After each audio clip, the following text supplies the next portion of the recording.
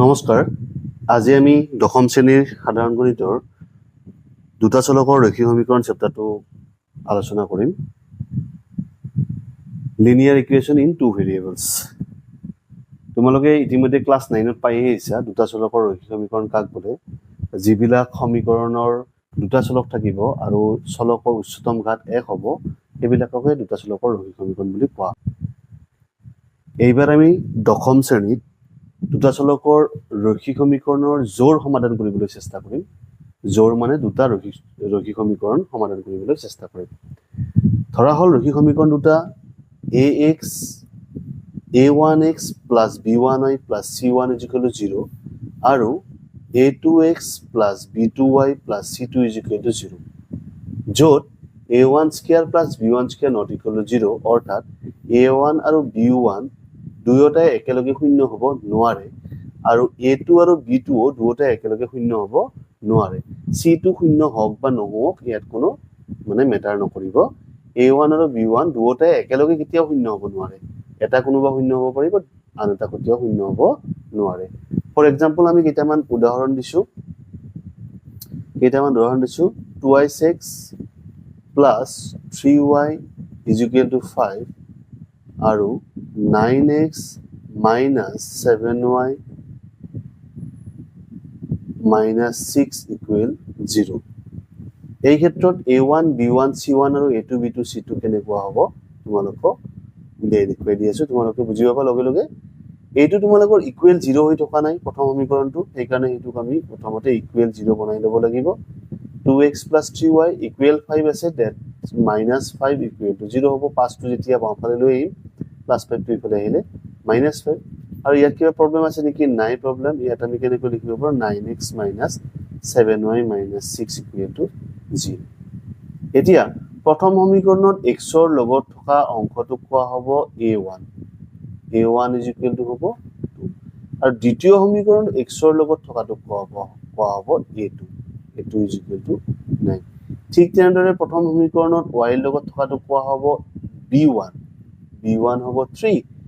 আৰু দ্বিতীয় সমীকৰণত y ৰ লগত থকাটো কোৱা হ'ব b2। মনত ৰাখিবা, মাইনাছ চিন থাকিলে মাইনাছৰ সৈতে সংখ্যাটো ল'ব লাগিব। b2 is equal to minus 7। ঠিক তেনেদৰে এইবাৰ c1 is equal to কি হ'ব লক্ষ্য কৰা, c1 হ'ব minus 5 আৰু c2 কি হ'ব minus 6। যে এইখিনি নিশ্চয় বুজি পাইছা। অৰ্থাৎ প্ৰথম সমীকৰণৰ মানবিলাক 1 1 1 মানবিলাক a1 b1 c1 হৈছে প্ৰথম সমীকৰণটোৰ আৰু a2 b2 c2 হৈছে দ্বিতীয় সমীকৰণটোৰ। a1 কোনটো? a1 টো হৈছে x ৰ লগত যিটো পূৰণ হৈ আছে এইটো a1 আৰু y ৰ লগত যিটো পূৰণ হৈ আছে সেইটো b1 প্ৰথম সমীকৰণটো, আৰু জেনেৰেল যিটো নাম্বাৰ আছে সেইটো হৈছে c1। ঠিক তেনেদৰে a2 b2 c2 কি দ্বিতীয় সমীকৰণটো, যেহেতু a2 b2 c2 দ্বিতীয় সমীকৰণটো x ৰ লগত থকাটো হৈছে a2, y ৰ লগত থকাটো হৈছে b2 আৰু জেনেৰেল যিটো নাম্বাৰ আছে সেইটো হৈছে c2। এইখিনি নিশ্চয় বুজি পাইছা। আৰু এটা উদাহৰণ দিছো চোৱা তোমালোকে।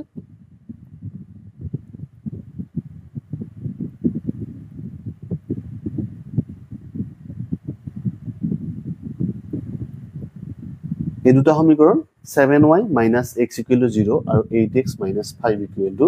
0। এই ক্ষেত্ৰত এইটো চাবা, প্ৰথম সমীকৰণটো চাবা। প্ৰথম সমীকৰণটো আমি এনেকৈ লিখিব লাগিব minus x plus 7y plus 0 equal to 0। কথাটো বুজি পাইছানে? এইটো কি বুলি ভাবিব লাগিব? minus x plus 7y plus 0 equal to 0। কাৰণ প্ৰথমতে আমি কোনটো সংখ্যা লিখো? x সংখ্যাটো লিখো, তাৰ পিছতহে y সংখ্যাটো লিখো, তাৰ পিছতে নাম্বাৰটো লিখো। এই ক্ষেত্ৰত x সংখ্যাটো আছে minus x, গতিকে এইটো minus x টো আগতে লিখিলো। y সংখ্যাটো আছে plus 7y, গতিকে plus 7 টো পিছত লিখিলো। আৰু c1 নামৰ সংখ্যা ইয়াতে নাইয়ে, বেলেগ সংখ্যা একো নাই, গতিকে তাত আমি কি দিছো? 0 দিছো। ঠিক তেনেদৰে দ্বিতীয় সমীকৰণটো চোৱা, x থকা সংখ্যাটো প্ৰথমতে লিখিব লাগিব 8x। y থকা সংখ্যা আছে নেকি? ইয়াতে নাই। y থকা সংখ্যা যিহেতু নাই, গতিকে তাক আমি 0y লিখিব লাগিব। আৰু c অৰ্থাৎ জেনেৰেল নাম্বাৰ কিবা আছে নেকি? আছে, -5 আছে। গতিকে a1 কি হ'ল? a1 হ'ল -1। এই ক্ষেত্ৰত মাইনাছ একো সংখ্যা নাই মানে কি আছে? 1 আছে। আৰু a2 কি হ'ল? 8। a2 কি হ'ল? 8। b1 কি হ'ল? 7। b1 কিমান? 7। b b2 কিমান হ'ল b2 হ'ল 0 c1 কিমান হ'ল c1 0 আৰু c2 কিমান হ'ল c2 হ'ল -5 এইখিনি নিশ্চয় বুজি পাইছা এতিয়া তোমালোকে চোৱা দুটা চলকৰ ৰৈখিক সমীকৰণৰ জোৰ যেতিয়া হ'ব এই জোৰটোৱে তিনিটা সিচুৱেচন ক্ৰিয়েট কৰিব জোৰ এই যে দুটা চলকৰ ৰৈখিক সমীকৰণৰ জোৰ আছে এই দুটা জোৰে কি হ'ব তিনিটা সিচুৱেচন ক্ৰিয়েট কৰিব কাৰণ দুটা চলকৰ ৰৈখিক সমীকৰণ এডাল কিৰ সৃষ্টি কৰে এডাল সৰল ৰেখাৰ সৃষ্টি কৰে এটা সমীকৰণ এডাল সৰল ৰেখা সৃষ্টি কৰিব আন এটা সমীকৰণ আন এটা সৰল ৰেখা সৃষ্টি কৰিব বুঝছে দুটা সমীকৰণে কেইডাল সৰল ৰেখা সৃষ্টি কৰিব দুডাল সৰল ৰেখা সৃষ্টি কৰিব গতিকে দুডাল সৰল ৰেখা সৃষ্টি কৰাৰ ক্ষেত্ৰত তিনিটা সিচুৱেচন তোমালোকে পাবা সিচুৱেচন নম্বৰ 1 তোমালোকে চোৱা সিচুৱেচন নম্বৰ 1 কি হ'ব পাৰে এক নম্বৰ সিচুৱেচন কি হ'ব পাৰে ৰেখা দুডাল কি হ'ব পাৰে সমান্তৰাল হ'ব নহ'ব পাৰে বা অসমান্তৰাল হ'ব পাৰে অসমান্তৰাল হ'লে ৰেখা দুডাল কি কৰিব কটাকটি কৰিব দুই নম্বৰ সিচুৱেচন কি হ'ব পাৰে ৰেখা দুডালে আন এডালৰ ওপৰে মিলি যাব পাৰে ৰেখা দুডাল আন এডালৰ ওপৰত লগ লাগি যাব পাৰে লগ লাগি গ'লে দ্বিতীয় সিচুৱেচন আৰু তিন নম্বৰ সিচুৱেচন কি হ'ব পাৰে ৰেখা দুডাল সমান্তৰাল হ'ব পাৰে অৰ্থাৎ কোনো ঠাইতে ই মিলিত নহ'ব পাৰে এই তিনিটা সিচুৱেচনৰ ক্ষেত্ৰত তোমালোকক তিনি ধৰণৰ পইণ্ট তোমালোকক লিখি দিছো চাৰিটাকৈ পইণ্ট লিখিছো তিনিটা সিচুৱেচনৰ ক্ষেত্ৰত তোমালোকে এই পইণ্ট কেইটা যদি মিলাই তোমালোকে ৰিজনিং কৰি তুলনা কৰি যদি তোমালোকে চোৱা তেনেহ'লে সোনকালে পাৰিবা চাবা যদি অসমান্তৰাল হয় ৰেখা দুডাল যদি অসমান্তৰাল হ'লে কেইটা বিন্দুত কাটিব এটা বিন্দুত কাটিব আৰু সেই বিন্দুটোৱে হ'ব এই সমীকৰণ দুটাৰ সমাধান এই যিটো পইণ্ট আছে এই পইণ্টটোৱে হ'ব এই ৰেখা দুটাৰ মাজৰ সমাধান বুঝছে আৰু সমাধান কেইটা থাকিব এটা থাকিব বা অদ্বিতীয় থাকিব দ্বিতীয় একো নাথাকে এটাই থাকিব অদ্বিতীয় বা একক সমাধানযুক্ত অদ্বিতীয় শব্দৰ অৰ্থ কি যাৰ দ্বিতীয় নাই অৰ্থাৎ যাৰ সেকেন্ড এটা কোনো মূল নাই এটাই মূল বা এটাই সমাধান আছে এই হৈছে অদ্বিতীয় গতিকে ৰেখা দুডাল যদি সমান্তৰাল নহয় ৰেখা দুডাল যদি অসমান্তৰাল হলে কি হ'ব কটাকটি কৰিব আৰু কটাকটি কৰিলে কি হ'ব ইয়াৰ মূল কিমান থাকিব একক সমাধানযুক্ত থাকিব আৰু অদ্বিতীয় থাকিব বুঝছে ঠিক তেনেদৰে যদি ৰেখা দুডাল কি হয় মিলি যায় ৰেখা দুডাল যদি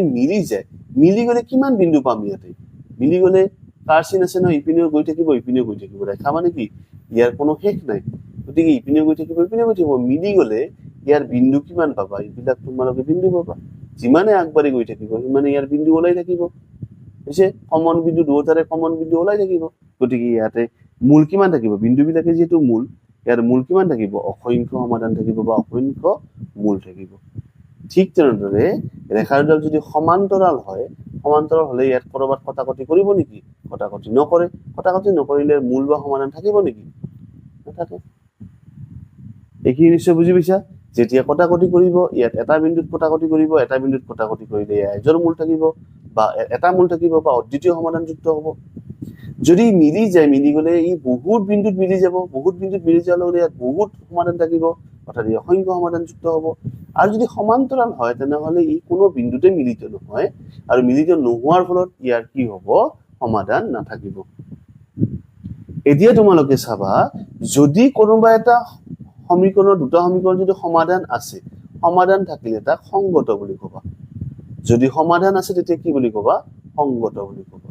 যদি সমাধান নাই তেনেহ'লে কি ক'বা অসংগত বুলি ক'বা এইটো মনত থাকিবনে সমাধান থাকিলে কি বুলি ক'ম সংগত কম লাগিলে এটা সমাধান থাকিব লাগে অসংখ্য সমাধান থাকক সংগত বুলি ক'ম আৰু যদি সমাধান নাথাকে তেতিয়া কি বুলি ক'ম তাক অসংগত বুলি ক'ম ইয়াতে অলপ মনত ৰাখিবলৈ কথা আছে যদি অসংখ্য সমাধানযুক্ত হয় তেনেহ'লে সংগত আৰু পৰতন্ত্ৰ বুলিও ক'ব পাৰি কেতিয়াবা গতিকে এই নামটো মনত ৰাখিবা এই শব্দটো মনত ৰাখিবা অভাৰঅল মই কি বুজাই দিলো যদি সমাধান আছে তেনেহ'লে কি হ'ব সংগত হ'ব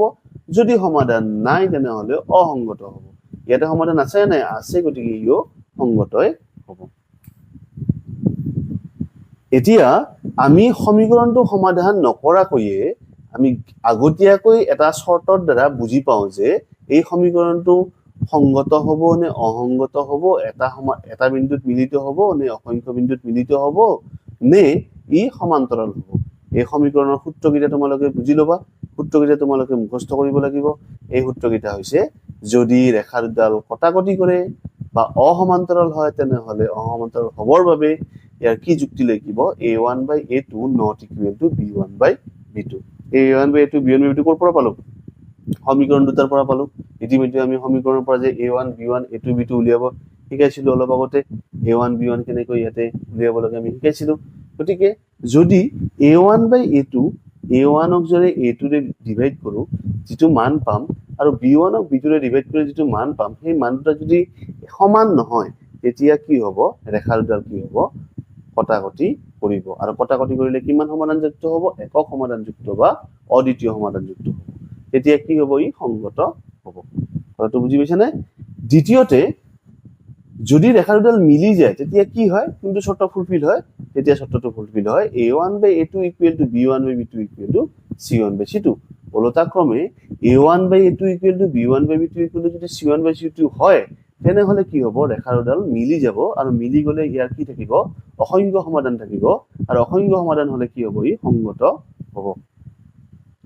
বুঝছে এই ক্ষেত্ৰত 3 নম্বৰ সিচুৱেচনৰ ক্ষেত্ৰত চোৱা তোমালোকে যদি ৰেখাৰ দুডাল সমান্তৰাল হয় তেতিয়া কি ফুলফিল হয় ৰেখাৰ দুডাল সমান্তৰাল হলে কি ফুলফিল হয় a1 by a2 is equal b1 by b2 is not equal c1 by c2 অর্থাৎ a1 by a2 ৰ মানটো আৰু b1 by b2 ৰ মানটো সমান হ'ব কিন্তু c1 by c2 ৰ মানটো সমান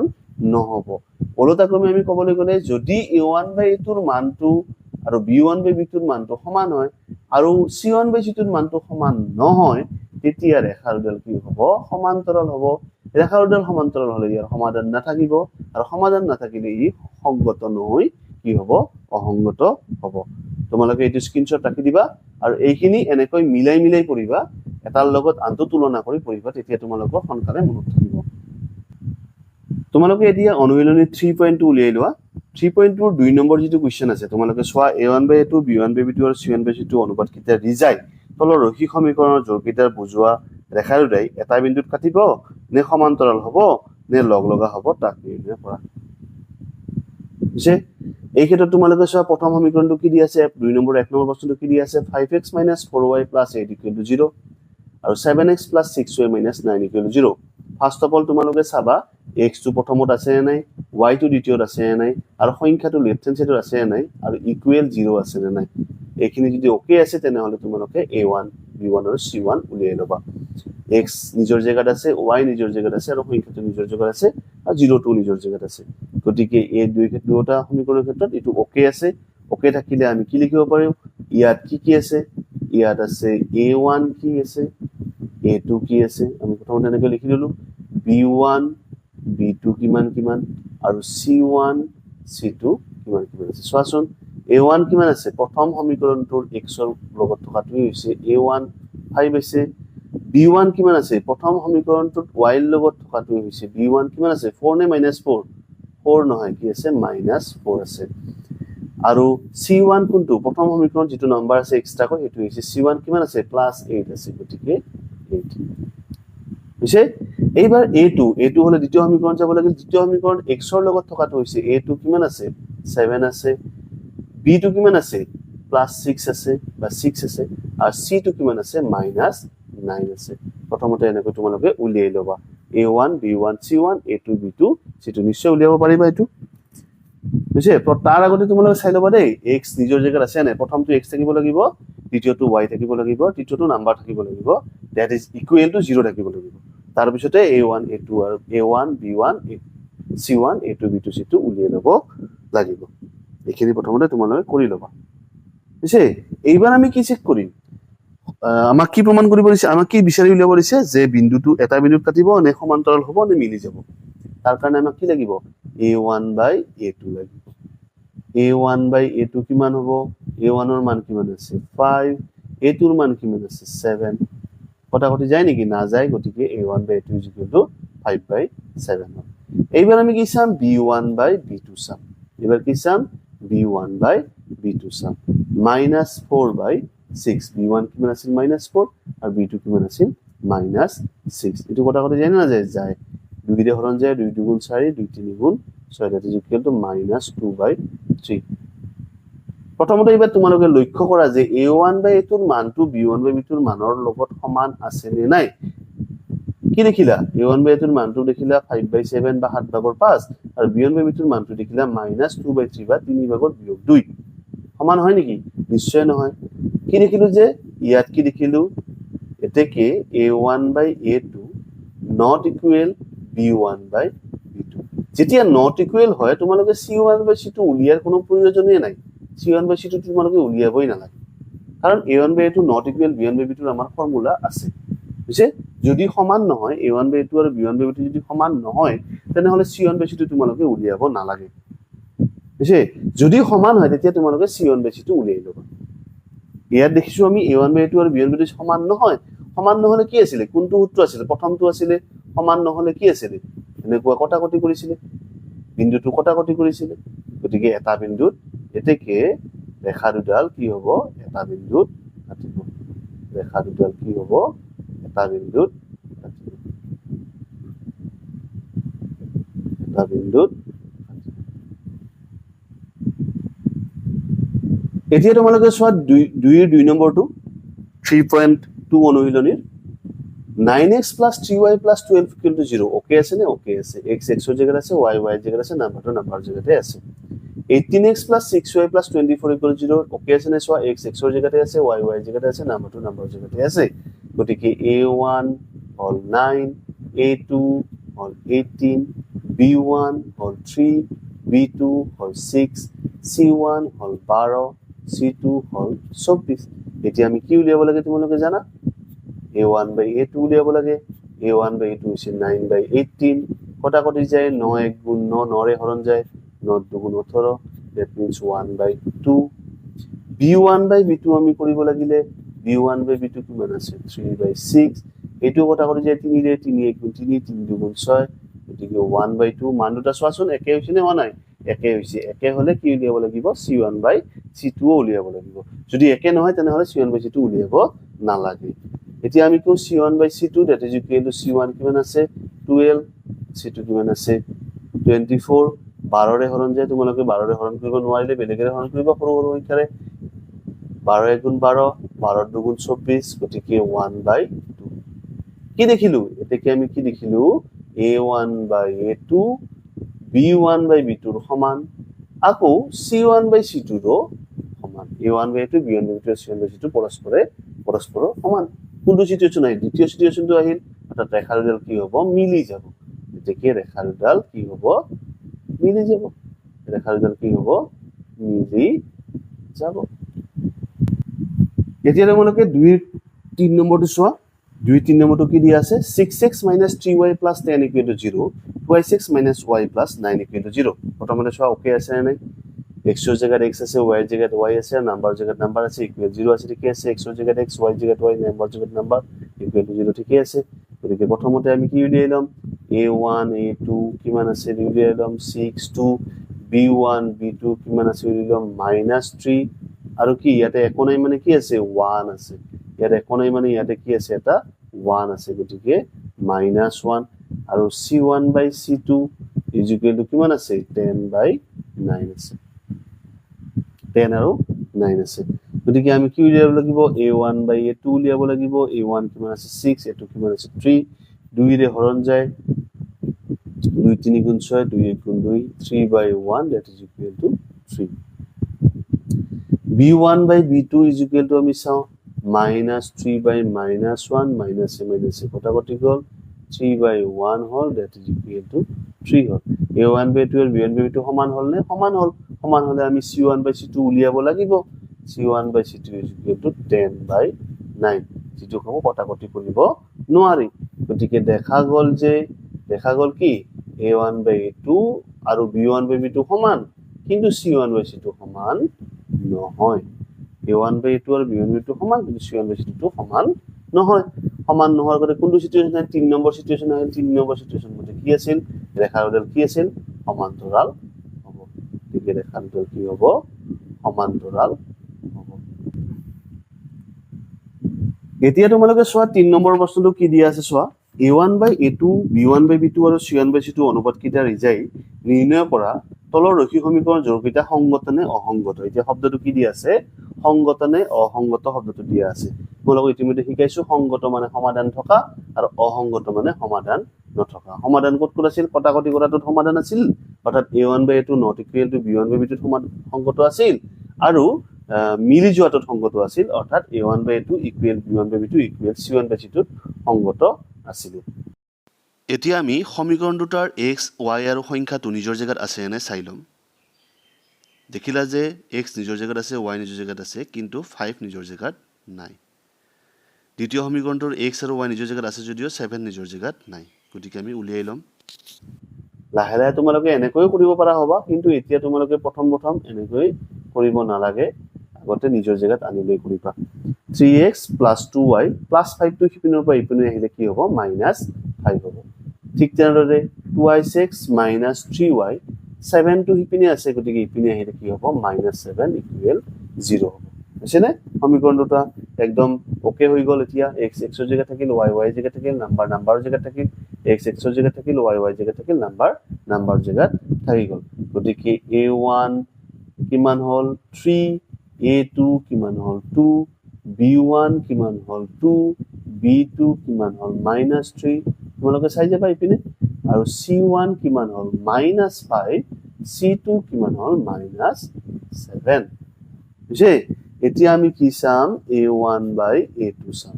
a1 by a2 হৈছে 3 by 2 কটাকটি যায় নেকি না যায় নেক্সট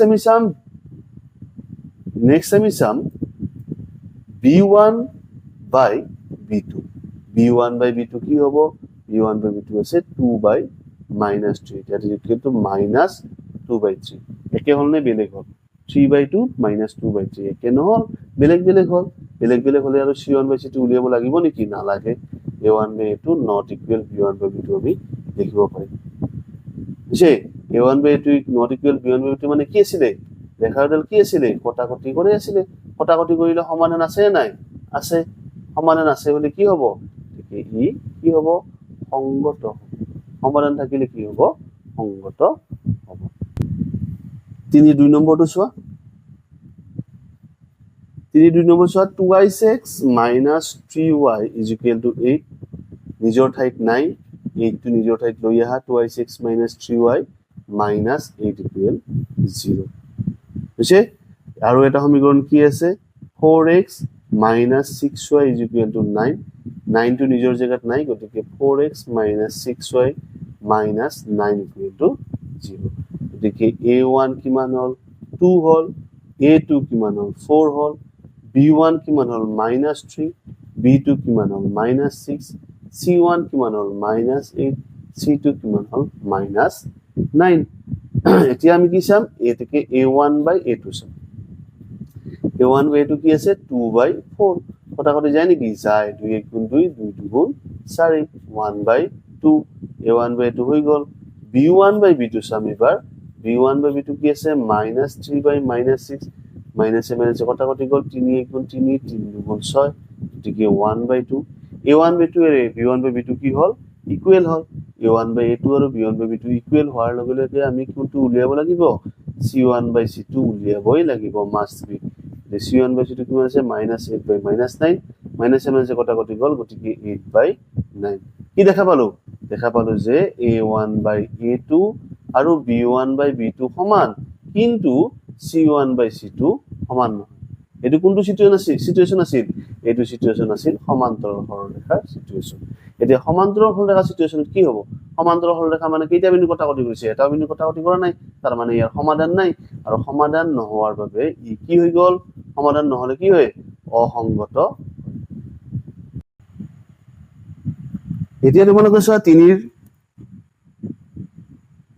3 নম্বৰটো 3 নম্বৰটো তোমালোকে চাই লবা কি আছে 3 by 2x plus 5 by 3y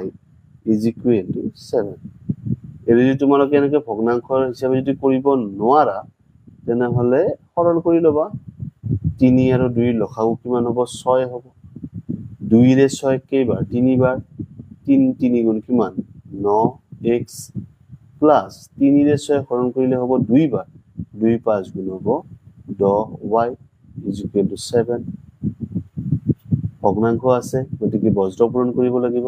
বজ্ৰ পূৰণ কৰিলে ইয়াতত আছে 1 1 ৰ লগত 9x + 10y পূৰণ কৰিলে 9x + 10y পাবা আৰু 6 ৰ লগত 7 পূৰণ কৰিলে 42 পাবা গতিকে কি পাবা 9x + 10y - 42 equal 0 বুঝছে দ্বিতীয় সমীকৰণটো চোৱা তোমালোকে কি আছে 9x - 10y is equal to 40 that is implies 9x - 10y - 14 equal 0 9x - 10y - 14 equal to 0 ইয়াৰ পৰা আমি কি পালো a1 কিমান পালো b1 কিমান পালো আৰু c1 কিমান পালো a2 কিমান পালো b2 কিমান পালো আৰু c2 কিমান পালো a1 পালো আমি 9 a2 কিমান পালো 9 b1 কিমান পালো 10 এটো b1 আৰু b2 কিমান পালো -10 আৰু c1 কিমান পালো -42 আৰু c2 কিমান পালো -14 বুঝছে দিয়াৰ পৰা আমি কি উলিয়াম a1 by a2 a1 by a2 কিমান হল 9 by 9 that is equal to 1 hall b1 by b2 কিমান হল b1 by b2 হল তোমাৰ 10 by -10 that is equal to -1 একে হল নেকি নাম্বাৰটো হে একে হল চিনটো নহল নহয় একে গতিকে এটো একে 1 ইয়াৰ পৰা আমি কি ক'ব পাৰিম a1 by a2 not equal b1 by b2 a1 by a2 আৰু b1 by b2 সমান নহয় সমান নহলে কি আছিল সমান নহলে ৰেখাৰ দুডাল কি আছিল অসমান্তৰাল আছিল গতিকে অসমান্তৰাল হলে এটা বিন্দুত কটাকটি কৰিব আৰু এটা বিন্দুত কটাকটি মানে কি সংগত হ'ব না নহব ইয়াৰ সমাধান আছে গতিকে ই সংগত হ'ব 3-4 নম্বৰটো দি চোৱা 5x - 3y is equal to 11 5x - 3y equal to 11 that is implies আমি ভালকৈ লিখিলে কি হ'ব 5x - 3y - 11 equal 0 দ্বিতীয় সমীকৰণটো চোৱা -10x + 6y equal to -22 ইয়াক যদি ভালকৈ লিখা হয় তেনে লিখিম -10x + 6y + 22 equal 0 বুঝছে এই ক্ষেত্ৰত আমাৰ কি হ'ব a1 a2 কিমান আছে a1 আছে 5 a2 আছে -10 b1 b2 কিমান আছে b1 আছে তোমালোকৰ -3 আৰু b2 আছে 6 আৰু কৈছে যাবা তোমালোকে 1 বিলাক প্ৰথম সমীকৰণটোৰ আৰু 2 বিলাক দ্বিতীয় সমীকৰণটোৰ হয় নহয় c1 by c2 কিমান আছে c1 আছে -11 আৰু c2 আছে +22 বুঝছে এটা কি আমি কি চাম এটা কি চাম আমি a1 by a2 চেক কৰি চাম a1 by a2 চেক কৰি চাব 5 by -10 5 * 5 5 * 2 10 that means plus and minus -1 by 2 বুঝছে এতিয়া আমি চাম b1 by b2 চেক কৰি চাম b1 by b2 চেক কৰি চালে হ'ব আমাৰ b1 ৰ ভ্যালু আছে -3 b2 ৰ ভ্যালু আছে 6 3 * 1 = 3 3 * 2 = 6 plus and minus কিমান হ'ল -1 by 2 দুটা সেম হল a1 by 2 আৰু b1 by 2 সেম হলে আমি কি উলিয়াব লাগে c1 by c2 ও উলিয়াব লাগে c1 by c2 কিমান হল -11 by 22 11 ৰে হৰণ যে 11 গুণ 11 11 দুগুণ 22 -1 by 2 দেখিলা কি হল a1 by 2 ইয়াৰ পৰা আমি কি পালো a1 by a2 equal b1 by b2 equal c1 by c2 কেতিয়া এই সিচুৱেচনটো ক্ৰিয়েট হয় যেতিয়া ৰেখা দুডাল মিলি যায় মিলি গলে ইয়াত কেইটা অমীহতীয়া বিন্দু আছে কেইটা কমন বিন্দু আছে অসংখ্য বিন্দু আছে গতিকে ইয়াৰ অসংখ্য সমাধান আছে আৰু সমাধান থকা মানে কি বুজো সমাধান থকা মানে বুজো ই সংগত অৱশ্যে এই সংগতৰ লগতে আমি লগতে পৰতন্ত্ৰ বুলিও লিখিব পাৰো পৰতন্ত্ৰ বুলিও আমি লিখিব পাৰো সংগত আৰু পৰতন্ত্ৰ 3 ৰ 5 নম্বৰটো চোৱা 5 নম্বৰটো কি আছে 4/3x plus 2y is equal to 8 যদি এনেকৈ কৰিব নোৱাৰা প্ৰথমতে সৰল কৰি লবা 3 আৰু ইয়াত আছে 1 3 আৰু 1 ৰ লসাগু হ'ব 3 3 ৰে 3 গুণ কৰিলে এবাৰ লগত 4x 4 গুণ 4x প্লাস 1 ৰে 3 গুণ কৰিলে 3 বাৰ 3 দুগুণ 6 তোমালোকে ভগ্নাংকৰ যোগবিয়োগ জানা গতিকে এনেকৈ কৰিব লাগিলে এটো এবাৰ বজ্ৰ পূৰণ কৰিব লাগিলে 4x + 6y is equal to 8 3 গুণ 24 হৈ গল এবাৰ যদি সৰল কৰোঁ তেনেহ'লে হ'ব 4x plus 6y minus 24 equal 0 এবাৰ দ্বিতীয় সমীকৰণটো চোৱা 2x plus 3y is equal to 12 systematic ভাবে নাই গতিকে আমি লিখি লও সিস্টেমেটিক ভাবে লিখিলে -12 is equal to 0 হ'ব গতিকে a1 কিমান হল 4 হল a2 কিমান হল 2 হল a1 4 a2 হৈছে 2 b1 আৰু b2 কিমান হল b1 হৈছে 6 b2 হৈছে 3 b1 হৈছে 6 b2 হৈছে 3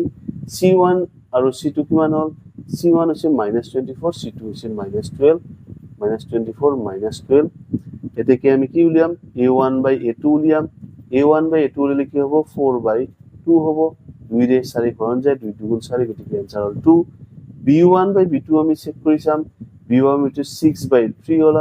3 ৰে 6 হৰণ যায় 2 বাৰ গতিকে a1 by a2 আৰু b1 by b2 equal hall equal হোৱাৰ লগে লগে আমি কি চেক কৰিব লাগিব c1 by c2 চেক কৰিব লাগিব -24 by -12 minus A minus A plus হল 12 1 গুণ 12 12 2 গুণ 24 গতিকে প্লাস 2 হল গতিকে দেখা গল যে a1 by a2 b1 by b2 আৰু c1 by c2 সমান এতেকে কি হ'ব ই সংগত কাৰণ মিলি যাব সংগত আৰু কি হ'ব লগতে পৰতন্ত্ৰ বুলিও তোমালোকে হ'ব পাৰিবা আজিলৈ ইমানে ভিডিঅটো ভাল পালে লাইক কৰিব কমেন্ট কৰিব শেয়াৰ কৰিব আৰু ডিবি মন্ত্ৰ চেনেলটো সাবস্ক্ৰাইব কৰিবলৈ নাপাহৰিব ধন্যবাদ